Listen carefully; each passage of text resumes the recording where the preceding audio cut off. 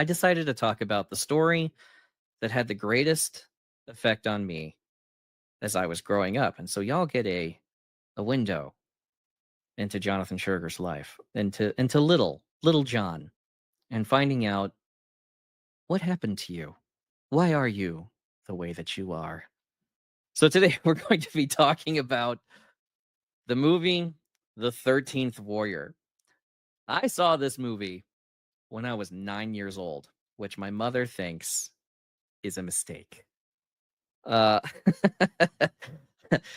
uh, fantastic movie, and it is held up. I mean, even with all the CGI that's come out and the big Marvel movies and superhero movies and everything, this one has really held up as kind of a manual on how to create a hero.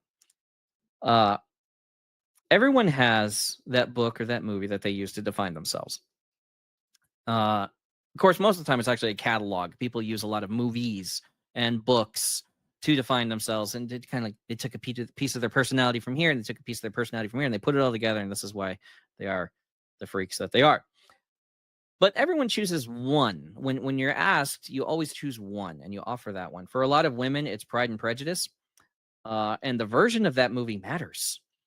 For my wife, it's the one with Colin Firth as Darcy, right? It has to be. A lot of people like the Keira Knightley one, and my wife doesn't understand those people because they are wrong. There's the Mormon Pride and Prejudice. There's the one I like, which is Pride, Prejudice, and Zombies, but I am reliably informed that one doesn't count. For guys, the movie they'll choose is Superman or Batman. And again, the version matters. There are Christian Bale guys. There's Michael Keaton guys. There's Val Kilmer guys. There's no George Clooney guys. And I don't actually know of any Ben Affleck guys either. But for most people, it's Kevin Conroy, and that's my Batman. Hashtag not my Batman. Kevin Conroy is my iconic Batman. For some guys, it's Superman, and for him, I like the animated series Superman, and I like Henry Cavill. Henry Cavill, just fantastic job, knocked it out of the park. I wish the script had been better for Batman versus Superman, but his performance was peerless, so I'm super happy about it. For my 5-year-old third-born daughter, the movie that defines her is Jurassic Park. And before you people jump on me about my parenting, I vid-angeled it, okay? So all the scenes where people were getting eaten got cut out, okay? So she loves dinosaurs and loves dinosaurs fighting other dinosaurs because she hasn't seen any of the bad stuff. And she's absolutely convinced she's going to be a dinosaur scientist, okay? And I asked her, I had to clarify, I'm like, you're going to be an archaeologist or a paleontologist? And she's like, Dad, I'm going to be a dinosaur scientist. I'm like, okay. For me, it was another Michael Crichton adaptation. Eaters of the Dead was a book released a while ago, probably in the 90s or something like that, and it's not one of his better known works. It's not like Jurassic Park, Sphere, Congo, The Andromeda Strain, Prey, any of the other books that he released that had movie adaptations made.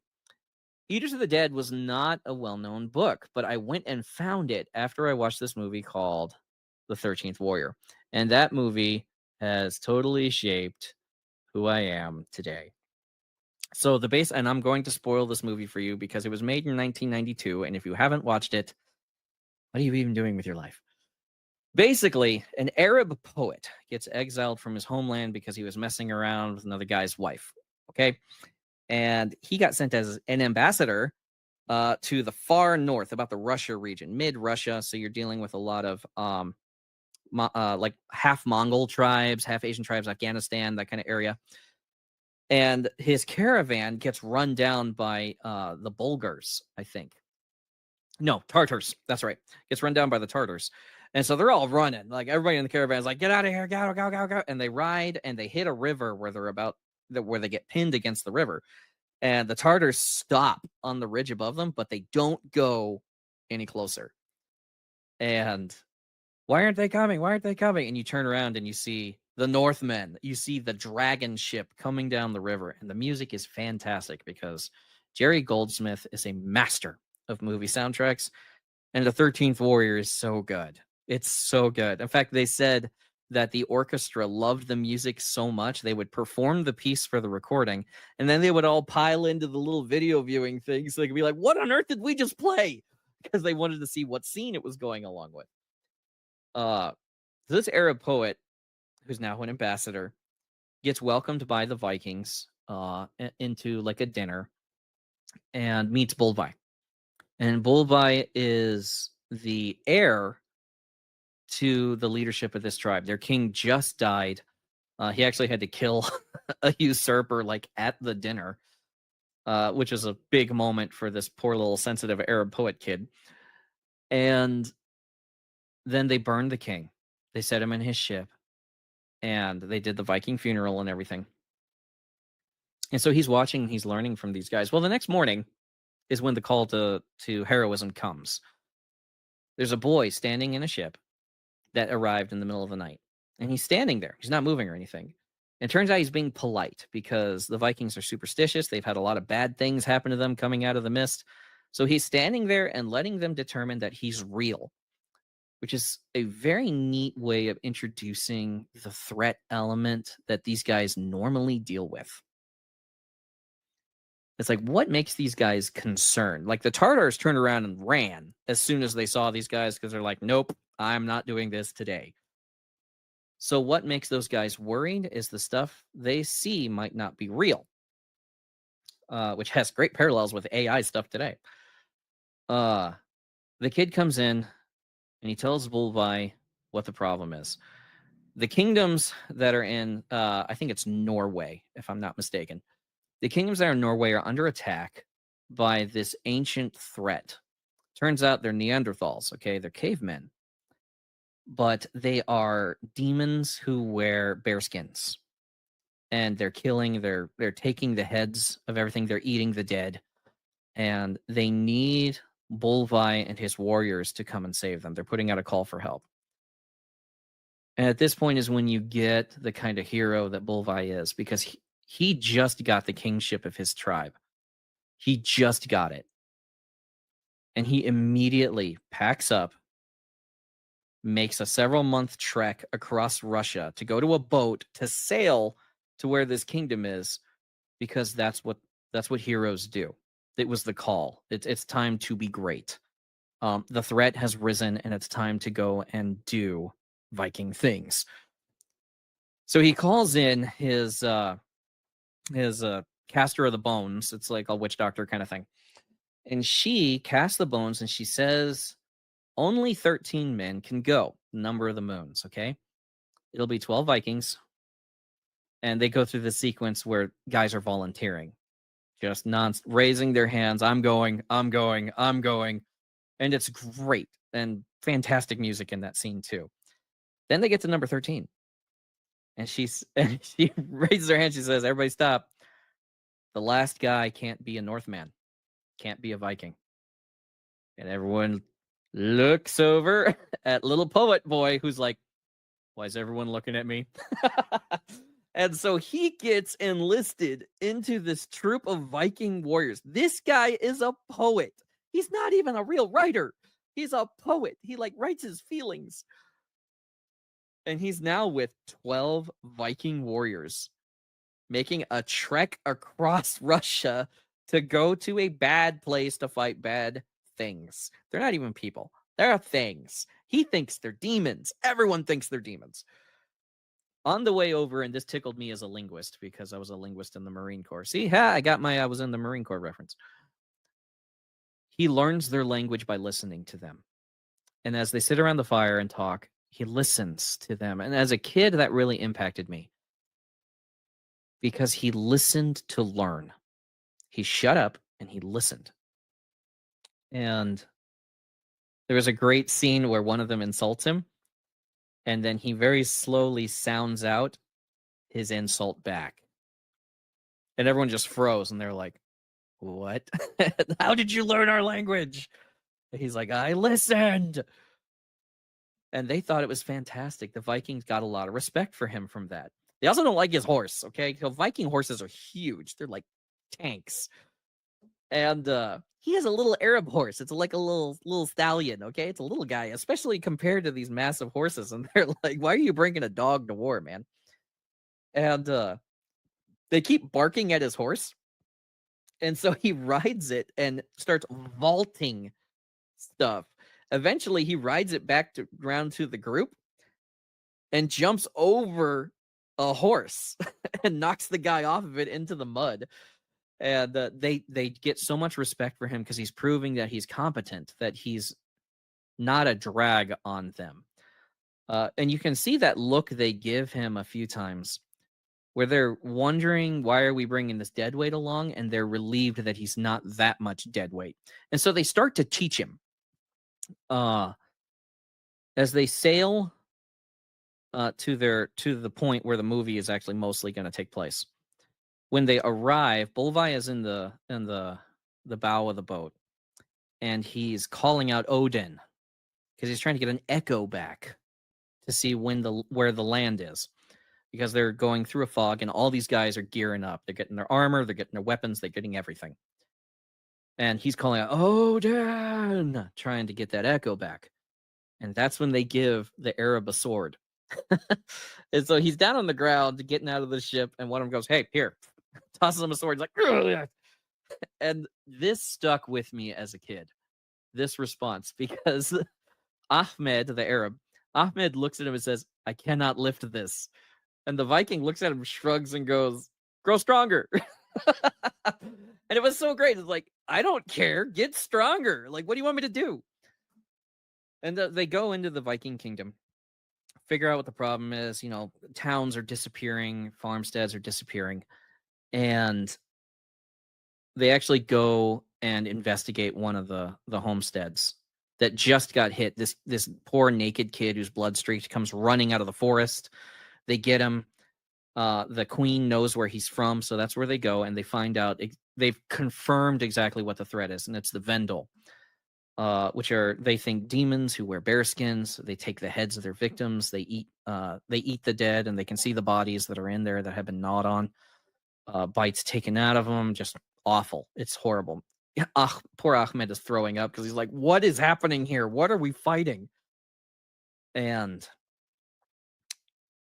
this is when the threat starts increasing. We get to our first fight, and the first fight is incredibly good. I was so influenced by the lead up and the Vikings' reaction to the suspense, or to the tension. So they're all sleeping kind of in the lobby of the Long Hall. It's like the only place you can get in, because they know that the Vendel are going to strike that night. And Ahmed is trying to sleep. He can't sleep. His Viking buddy, and I can never remember this guy's name. The guy who can talk to him before because he understood Latin or something in the beginning. But now they're kind of buddies. And Ahmed asks him, "How can you sleep at a time like this when you know what's coming for us?" And the guy's like, "Your life was written a long time ago. You can go hide in a hole if you want. You're not going to live an instant longer. Your fate is fixed." And this sentence stood with me the longest. "Fear profits a man nothing." And they all lay down and they go to sleep. Well, Ahmed, jerks awake, and he's like, he's having nightmares. He's not having a good time. And then his buddy grabs him and lays him back down. He's like, "Yeah." And that's when you hear the creaking on the floorboards of the second level of the longhouse, because they're there. And Ahmed is like, "Oh no, oh no." And he's looking around. None of the Vikings are sleeping. They're pretending to sleep because they're drawing them in. And that is when his buddy tells him what the tactics are. "This is what we're going to do, man." And he tells him like 30 seconds before the fight hits. He's like, "We're going to stand in a circle, backs to one another." And Ahmed is like trying to help his buddy. He's like, "I am not a warrior." And the Viking kind of like, "Very soon, you will be." And that's when the Bearmen break in and the fight starts. And it's so good. The music is incredible. It's so good. And the Vikings just trash these guys. They're killing them. Even Ahmed gets one, because the guy, like, he stabs him in the gut because the guy throws himself at him. And he takes a claw to the face, and just a great fight. And the bearmen run off because they're not used to being resisted like this. And two of the Vikings died. They find their heads are gone. They're like, I always take the heads. But then they look around. They're like, where are all the bodies? Where are the ones we killed? Because it turns out the Vendel carry the bodies off, because it really seals in the mind that these are demons. You're not fighting something natural.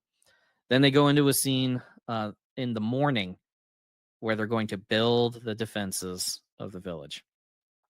And this is where Ahmed gets to do some fun stuff.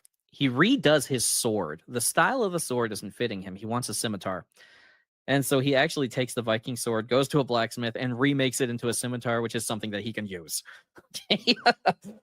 I need to be able to use this thing.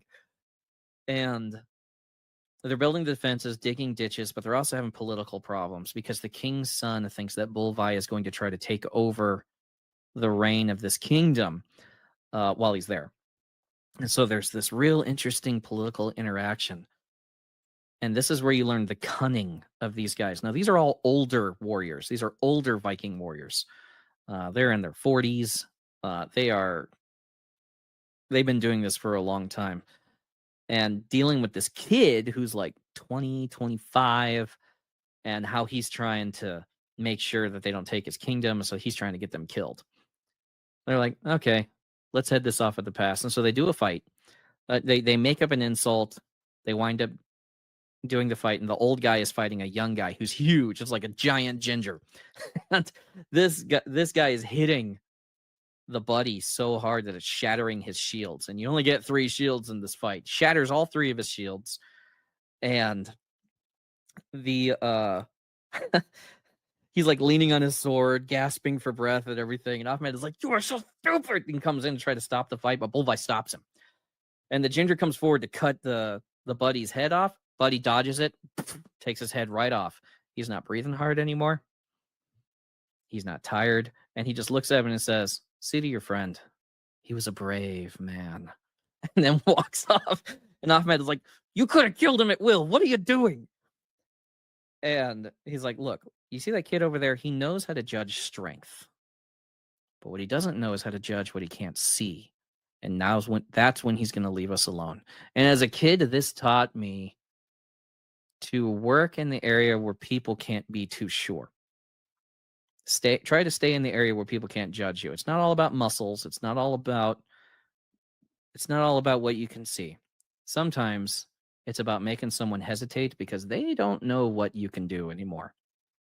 And it was a great story. I love that. And like Bolvi, he like kind of mourns the loss a little bit, just on a practical level. It's like, it's a good lesson, and it's expensive because we're gonna miss this guy. We're gonna miss his sword. And then they go on into the fire dragon battle, because it turns out the Vendel ride in a caravan of horses carrying torches, and so it looks like the fire worm is coming down the mountain towards them in the middle of the midst. So you have this night battle where Ahmed really gets to be a man because he's fighting them and their demons, and that really scares him until one of them comes after him and he kills him.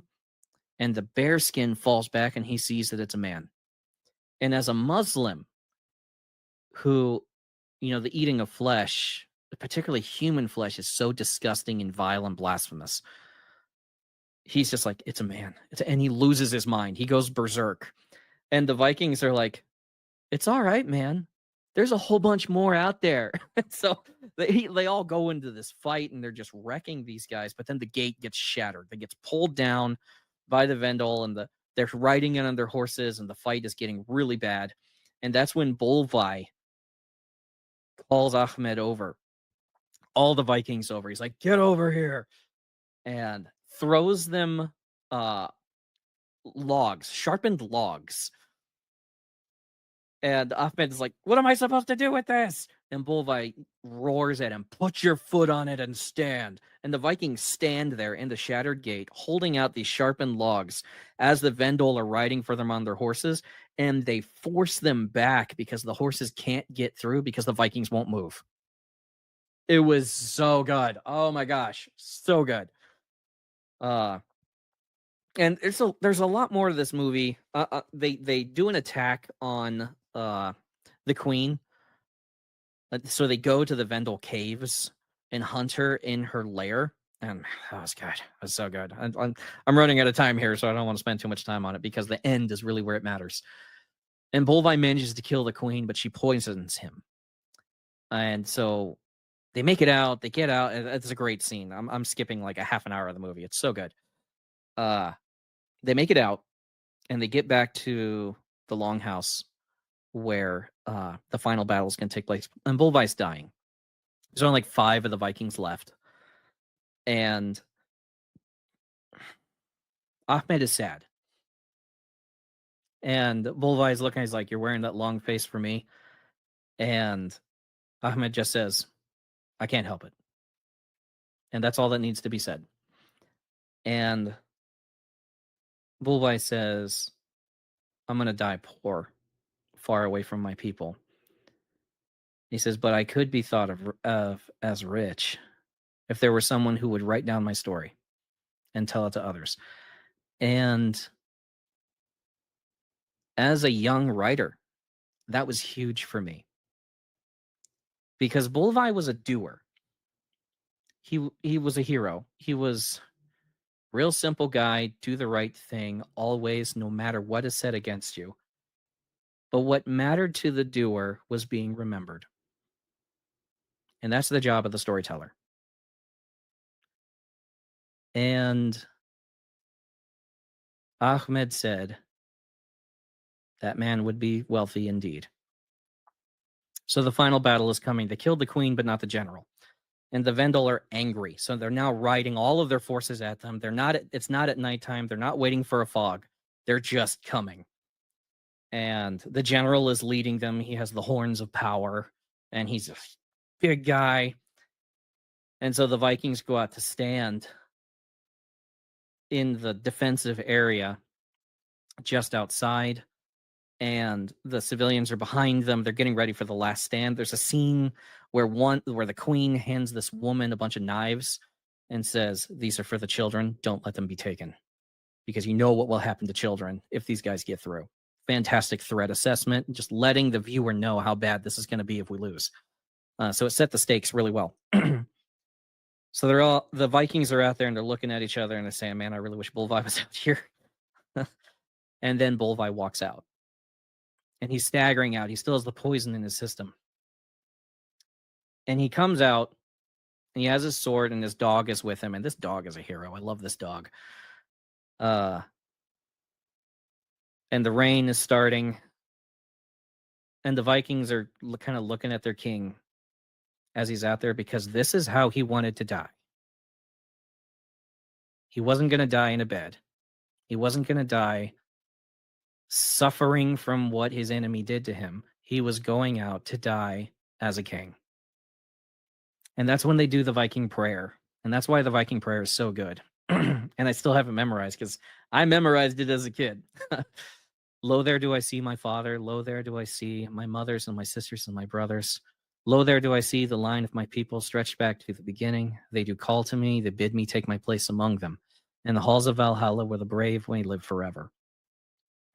And this prayer is happening as the Vendel are coming, and you got the horse hoofbeats, and the music is starting to soar a little bit. And Bolvi is not in the wall; he's standing in front of it. And he doesn't even wearing armor. And as soon as the Vendel hit, the storytelling switches to a slow motion, and it's just animal roars instead of shouts and battle cries. And you just hear the impact of weapons on weapons in slow motion. You hear animals hitting the dirt, horses screaming, blood spray. And then the general comes out, and Bolvi sees him, and he moves to engage him. And he kills the general in the middle of the attack, and that's when the Vendel, the horns blow, and all the Vendel start running. Like, we can't handle this. And Bolvi sits on this makeshift throne that's been made in the middle of this battle, stabs his sword down into it, and that's where he dies. And The end of the movie is Ahmed writing the story, and he gives thanks for what these men did for him, because he did not go out there a man. He was of age, maybe, but he was not a man. He had a very decadent life. He had a weak life, good times make weak men kind of thing. And these guys brought him along and taught him. And he says specifically, they shared their food and they shed their blood so that that would make him a man and a worthy servant of God. And he was saying he learned so much from these pagans who lived in a hard time, who lived in strength, without fear, without thought of their own power, because Bolvi left his power. He left the people he just became king of. And that's where he died, was to fight evil and protect the people. And along the way, taught someone who's not even from his tribe, not even from his people, taught him how to be a man, how to be strong. And Ahmed was able to go on from that and be a strong man because of what these guys taught him. So that movie for me was enormously impactful. It was my zeitgeist, it was the defining thing in my life. I tried to align myself with all that. Fear profits man nothing, get stronger, show no fear, tell the stories. And don't be afraid of the demons. Don't be afraid of what you think is happening. Fight on a level other people don't understand.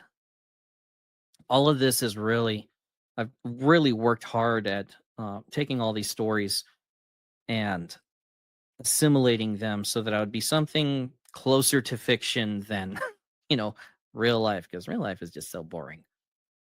And so that is what the 13th Warrior means to me.